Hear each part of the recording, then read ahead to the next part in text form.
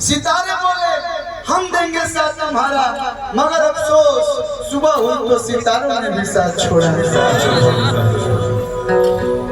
ओ साथी रे तेरे बिना भी क्या जीना, तेरे बिना भी क्या जीना। ओ साथी रे तेरे भैया अखिया तोहरे ही रहिया ताके गइलू कोई सहन रोग धरा के।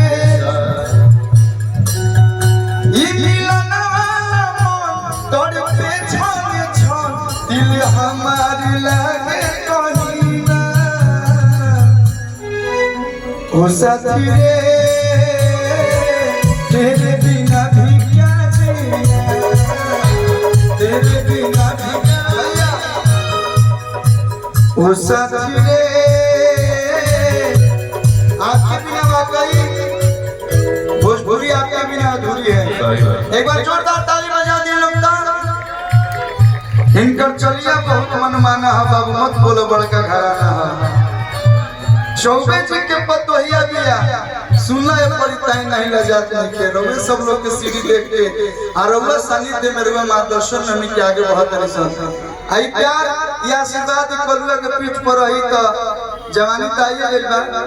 रोवे तक को बुढ़ाई में रोवे आशीर्वाद लेके आइल बनी भीख बाबा ने।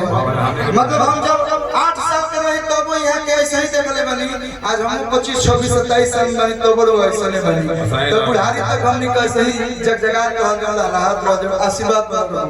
ओ साथी रे तेरे बिना भी क्या जीना, तेरे बिना भी क्या जीना।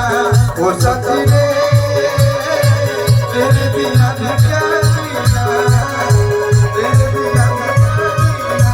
ओ साथी रे तेरे बिना भी क्या।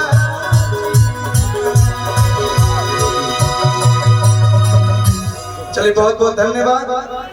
अच्छा लगा लोगों तो चारों तरफ से जोरदार ताली बजा के आशीर्वाद दे दी लोग। अब फिर अगला साल गढ़ा हम फिर से धन्यवाद।